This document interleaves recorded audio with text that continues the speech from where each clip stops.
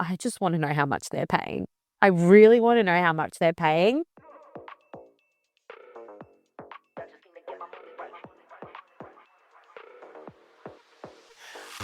I'm Elle, And I'm Pat, and we are Paddock 43. and this is your F1 fix.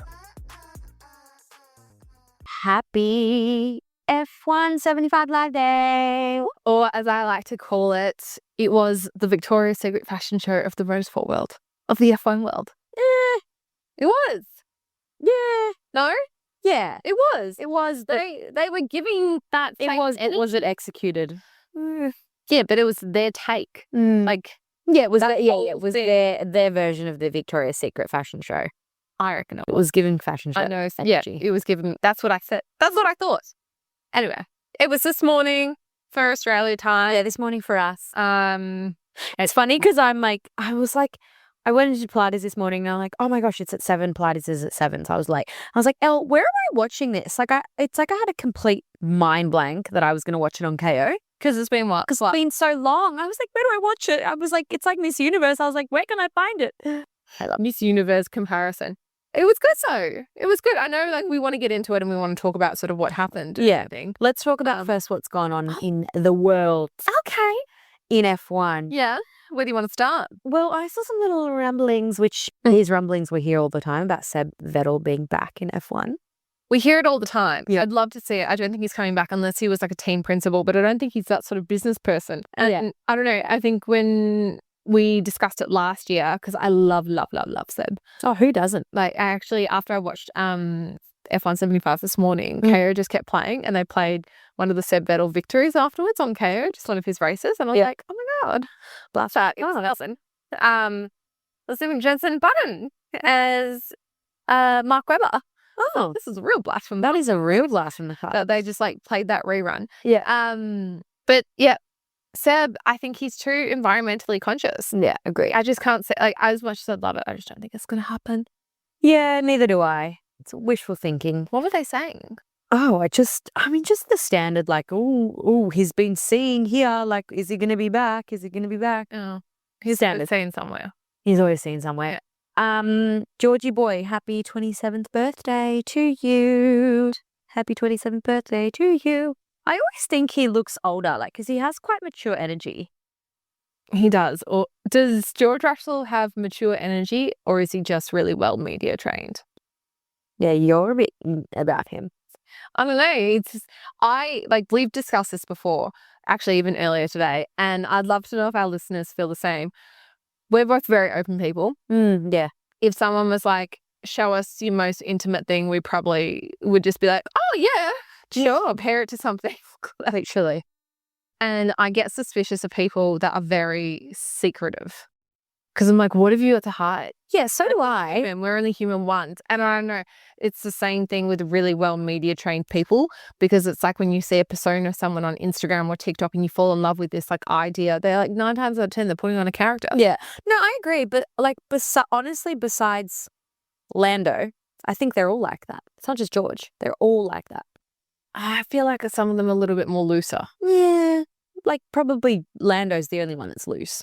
And even still, he's still like media trained. Like, we've said this before, that they're like so protected. But anyway, happy birthday. Well, happy birthday from me to you, George.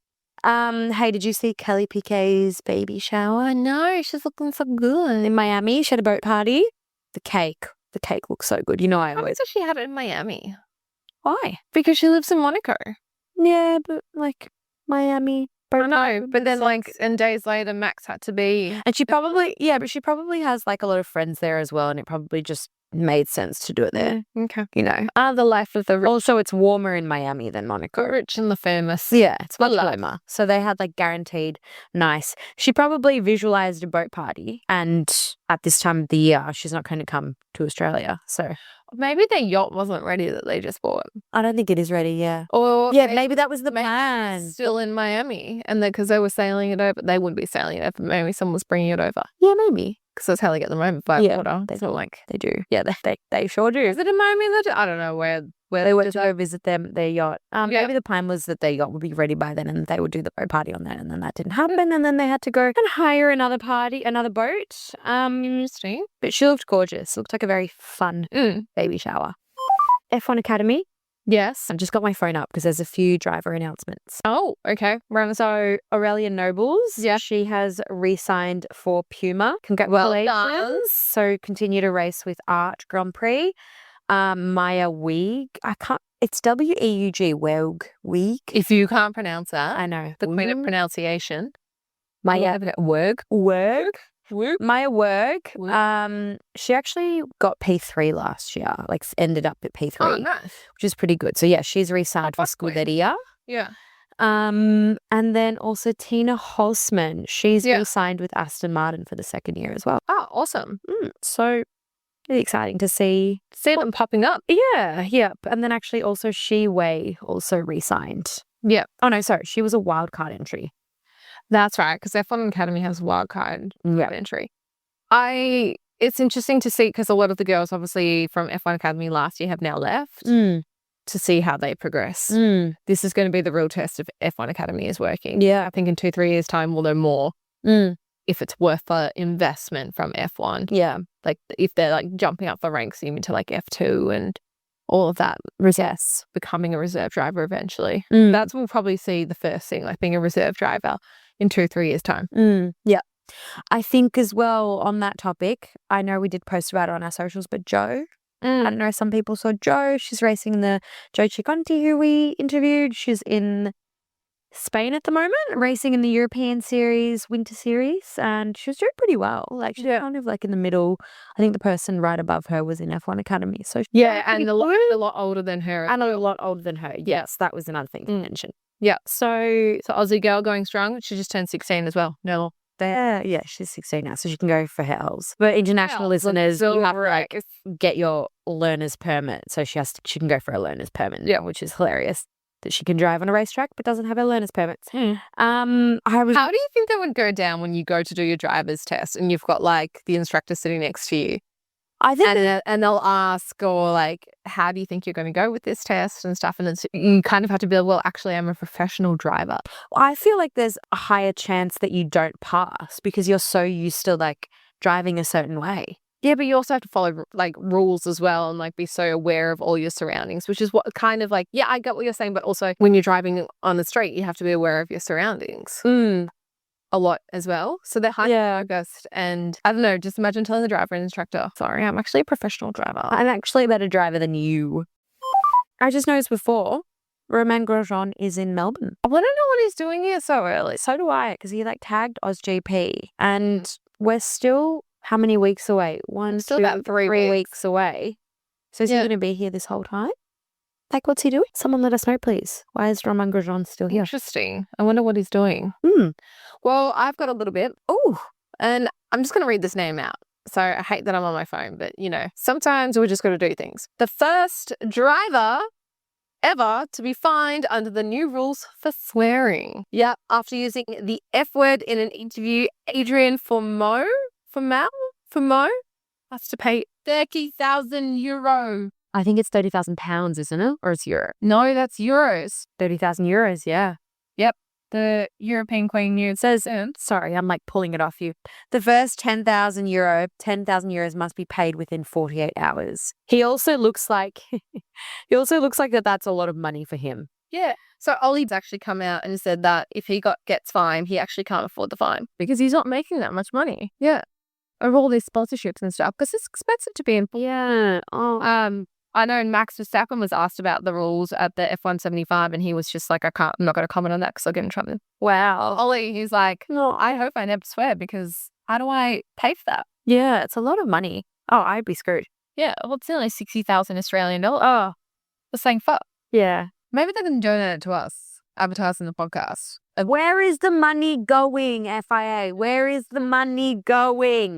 They could put it back into the FIA when they take this money from swearing and the fines and all of that. Yeah, I'd love to know where it's going. And one of the places that I think it should go back into the F1 community, offering scholarships, initiatives. That's a good maybe one. if it's Yeah. karting, maybe if it's media network. Money should go emails for us. Yeah. But I think there's an opportunity there for them to do something rather than just taking it for profit. Yeah. Or Go to F1 Academy. yeah. Yeah. There are places that need investment that are more Absolutely. grassroots that need it. And I think that's where the FIA should be investing their money. Grassroots. I'm passionate about that. Love it. You know what else I'm passionate about? What? Monaco 2 pit stop strategy. I said this last year. I got very aggressive on the podcast when I said this. You did. I was like, there needs to be A shake-up. And it needs to be a mandatory 2 pit stop strategy. Yeah, I think it's a really good call because, you know, there's been a lot of talks about like, is Monaco done? You know, I've felt very strongly that no, Monaco can never be done because it's iconic. And obviously it's like not the most exciting race on the calendar, but this is what would change it. Yeah, this is the shake-up that Monaco needed.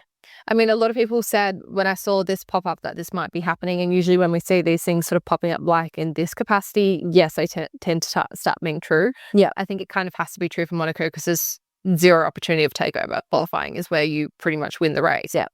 Unless like there's rain and then someone spins out. Well, that goes everyone. Then it'll be really interesting if like there's no tire degradation during the race and they have the 2 pit stop strategy. Because then that won't change very much. I don't know. I'm excited. Yeah. There was also a lot of people saying online, I'm not sure if you read the comments. No. But people being like, well, if they're going to do it in Monaco, it has to be done everywhere else. I don't know if that's true. No, I think there are some races that it should be 2. Yeah. Some races are just to stick to the 1. Yeah, I disagree with that. Like every race is different and every race has different elements to it, and Monaco, this is needed. Like the shake-up is needed. There are other races that are like complex enough circuits where enough happens where you don't need to have these like mandatory things. And again, Monaco is iconic. It's not like they're saying like, I don't know, no offense, Budapest. Like it's like they're saying, oh, we need this mandatory pit stop mandatory second pit stop at somewhere like Budapest because it's a great race. It's a great circuit, but it's not iconic. It doesn't have the same. I mean, people that don't even know about F1 know about Monaco. So it doesn't have the star power. It doesn't have the star power. It doesn't. Yeah. I mean, there are people that purely know about Monaco because of the Monaco GP. So I think it's a great call. I'm excited for that one. Me too. That's the latest from me on the F1 updates. I love it.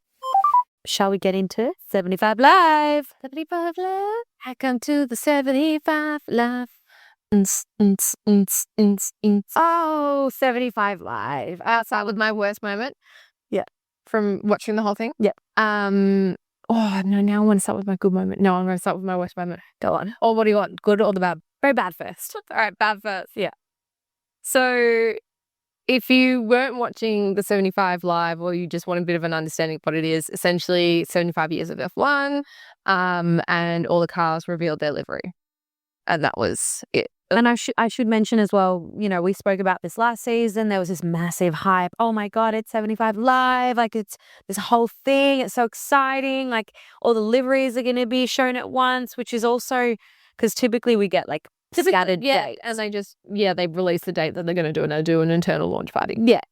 Yeah. And each team kind of manages what they do. Yeah. So they kind of managed what they did, but on this big scale in the O2 Arena, and they put on this big performance. There's a massive stage. There's guests everywhere, blah, blah, blah, sitting down, having tables, all the drivers walking in red carpet, blah, blah, blah. Each team, essentially, they have like a little promo reel and then the car comes out. Now, Red Bull's promo reel was this ad going through London, advertising Ford. And showcasing all the different cars. There's a lot of Cadillacs. There's a lot of like, a lot of London things and then London people and like taxi drivers and things like that. Like iconic London. Iconic London. And it just went on for fucking ever, just like that sentence that I said. It just went on and it was so boring. And then, oh God, the sheet comes up on the stage and it just comes up. And then the car comes out and you see Max and Liam. And by the way, Max has already expressed last year, he's like, this sounds like a shit idea. I don't want to be there. Also, I might be sick on that day. Also, we all know how Max reacts to anything that hasn't got to do with racing. Exactly. And he's already said that. I wish I was sick Like he didn't want to be there. Like he's been telling us for months he didn't want to be there. And he and Liam walk out beside this car looking fucking dead bored, waving like they're... No, sorry. Sorry, you should mention as well, like the flash mob behind them. That's like what I'm about to get to. Yeah. So they're waving like this, bored as anything, no smile. And Liam was excited. Oh, for like a splitters of seconds. I watched his face 99% of the time and he was like flat face. I reckon because he's trying to be cool and going off Max's energy. This fucking flash mob with him, the weirdest energy. It may have come off differently if you were there in the O2 Arena. People need to watch our YouTube to get the visuals. You're talking, you be Max and Liam. It was just like so awkward and it did not come across well at all on the broadcast. It was exactly like this, how Pat is dancing right now. Yeah. I mean, this is exactly, what I have to deal with on a day-to-day basis. I will be talking about something important in F1 and she'll just be standing there, just dancing and doing this. But like, that was also my worst moment. Okay. Worst moment for you? What was your favorite? Wait, my favorite moment was probably, she hasn't got one. Jack Whitehall. Yeah, he's hilarious. I love Jack Whitehall. Yeah, he's so good. So I loved that. And I loved his very gentle roasting that he did. That was great. Okay. Okay. So I feel like we were so excited when we heard about 75 Live. We're like, fuck yes. Sorry, FIA. This is going to be amazing. And I'm in two minds about it. Like, okay, for starters, I was really annoyed that they just didn't go all out and make it like black tie gala. Actually, I had that thought as well because half the drivers, not half, less than half, come very dressed up, well dapper. Oscar Piastri looking fun fleck. And Lewis Hamilton was red tie. But again, he copied the Mick Schumacher outfit when he first signed with Ferrari. Okay, yeah, well, that was all symbolic. But then Liam Lawson coming out in his fucking like, I think he couldn't have looked more New Zealand. Or that's what I don't know. I just think you know that I like to get dressed up, and I just think sometimes like the way we dress, like respect yourself, right? Yeah, 100%. And like guys with just their people love commenting on how women dress. Well, I'm going to comment on how men dress. I hate a collared shirt just unbuttoned with nothing under, like with no tie. At least Lewis Hamilton had a tie, like. But there is nothing more handsome than a man in a tux. It kind of annoys me that it was like red carpet gala vibes. Jerry Halliwell, I'm talking about women, but like Jerry Halliwell, she was in this like weird lumpy jumper. Looked like she was just like, it was like when she's in Drive to Survive and she's filming in her kitchen. And everyone, like, it was weird. And then like some of the Sky News presenters were like really beautifully like dressed up in gowns, and then there's people, like, it was just very mismatched. I didn't like it. The organizers of that event did not communicate to anyone on what the dress code was going to be. Even watching on social media a bunch of people going, as in like F1 creators and all that sort of stuff. Some of them I saw, and there's one in particular, like Maddie White was like, oh, this is going to be a black tie, that red carpet. And so she gets really dressed up, but then she pairs it right back down because she said, oh, apparently people are wearing pants or something. She said something along those lines. But then I saw other people like just not dressing up. Hard Rock Cafe or something like that was like providing food. Yeah, okay. That was the other thing, was like, okay, kind of reminded me, I'm not going to name shame, but at my previous job, which is a department store, they do like a gala, and there's a place in Melbourne and there's tables, and it is a black tie, but I don't know, you know that vibe when you just kind of go to like an average event and there's like the tables, and I don't know, they like wasn't really even like they didn't even do like a nice table setting or anything. And then like you'd see the camera and you just see the wait staff like kind of standing there in the background. I just think like production wise it was bizarre. It was off. When you were playing chess, so we're bored. Yeah, that like the drivers as well. So that really bothered me. I think as well it was weird because it's like there's table settings. So there's people at tables, and then there's obviously people that like paid for tickets or got invited, and they're like a concert. Yeah, they're sort of sitting in like concert, which I'm like, I probably, honestly, like if I got the chance, I wouldn't pay after seeing what I saw. Unless I was invited, I probably wouldn't go. No. Unless I was at a table. Yeah, I think what they should have done, and it would have lowered the whole cost production of this, is that they just had a really intimate space. Agreed. And they live broadcast that. Agreed. And it was just the F1, like, maybe key stakeholders and things like that. And it was a live broadcast, but then maybe they wouldn't have had as many eyeballs on it from participants. I don't know. Yeah. But like it was such a massive marketing moment. And then it kind of, and then It was very anticlimactic. And then I sort of like got my brain started thinking as well. I'm really intrigued to know, like, you know, because there's teams with a bigger budget and there's teams with a smaller budget. Like, did F1 give each team a guide of like, okay, you get a 10-minute slot, you can do what you want. So, like, you know, for example, Steak were the first ones and they had like drummers coming out. They're like, Their livery looks amazing, by the way. Their livery does look amazing. Yeah. And it was funny because like Mattia Binotto, he's team principal now, he's walking out and him and like Gabriel are kind of looking at each other like, do we go now? Do we go now? Like they had, okay, we're walking. Yep, we're walking. So they went and then like, oh, it's interesting. Nice liveries, like Visa Cash App. Hajar and Yugi had to like pull the cloth off the car themselves and they're like, trying to like, I know what I like them pull the cloth off themselves. Max and Liam weren't interviewed. Yeah, they weren't interviewed. But I'm like, okay, did they also, I'm intrigued to know how much typically a team would pay, like how much they would spend on a typical car, like on a typical livery launch, as opposed to like what they have spent for 75 Live, you know? That's a really good question.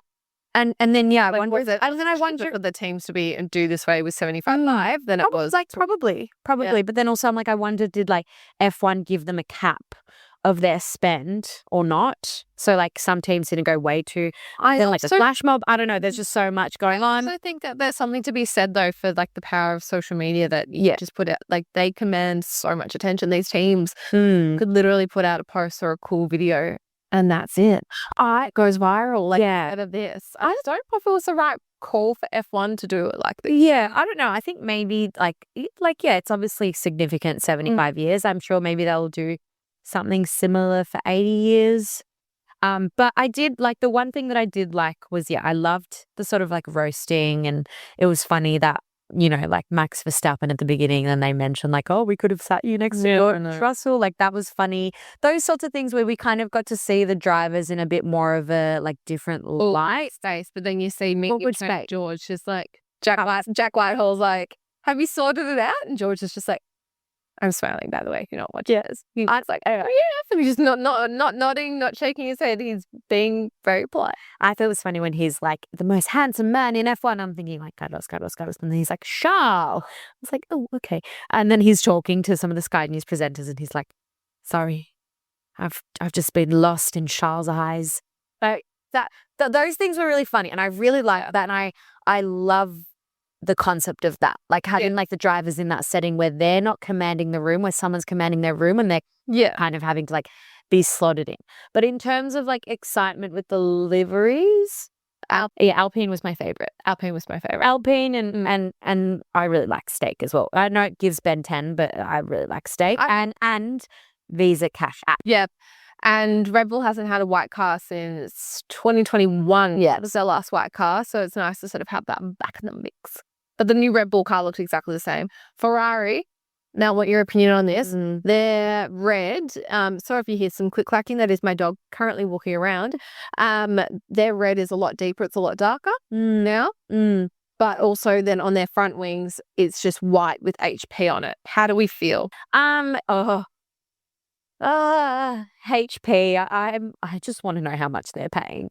I really want to know how much they're paying. I think it's nice seeing something different with like the white wing, but I don't love it. I'm a classic Ferrari girl, and I don't love it. We all know how I feel about the HPs being slapped on. But I'm not 100% sold on it. It's interesting because I'm like, even the Haas, I actually quite like the Haas. I find that I prefer the liveries of the lower budget teams, which is interesting, and the lower performing teams. Yeah. But definitely. They've even increased the weight. Yes. And a lot of people did less paint. Yes. Yeah, I did see that. Oh, also Aston Martin. Why did they Why did they come out in helmets? oh man, they looked like Daft Punk. I know, it was a really poor attempt at Daft Punk. A really, really poor attempt at Daft Punk. Yeah, this is the thing where I think there was a lot of hype around it. There was some great moments. There was some interesting moments, but I actually, like, upon reflection, I think I felt more excited seeing individual team launches and also like having the dates staggered as opposed to just the one day. So yeah, I did find it a bit anticlimactic, but there were great moments, and yeah, that's my take. And Elle's just basically making out with Merlin right now. All right, I think we leave it there. We're getting distracted by the dog. We are getting Just a distracted. quick little tidbit for you this week. Yes, because and for those that haven't listened, we did have our regular episode this is our regular episode, but we kind of wanted to... We flipped it. Huh? We flipped it. Yeah, we flipped it because we wanted to get in with 75 Live. Yeah, we wanted to get in. And on Wednesday, we did launch a very exciting episode where we interviewed, for those that haven't listened, we interviewed Theo from Cadora. Cadora is an AI company, and they are doing really exciting things in the F1 world, in the motorsport world. So yeah, it's actually quite an interesting conversation, AI in sport in general. So love you guys to join in on the conversation of that and let us know what you think about it. And yes, if you want to hear more about that sort of information in tech. Yes, but we also have a very exciting interview today. So we're going to go film that. But thanks for listening, guys. And if you've liked this episode, please subscribe. Give us a like. Leave us a review as well. It just really helps us with our rankings. And also, we do say this, but we like to know what you guys think and, and what you want to hear. Yes, and what you want to hear and maybe what you'd like, what you don't like. All right. See you next week. Bye. I know if I ever see the light, I'll be up in the club and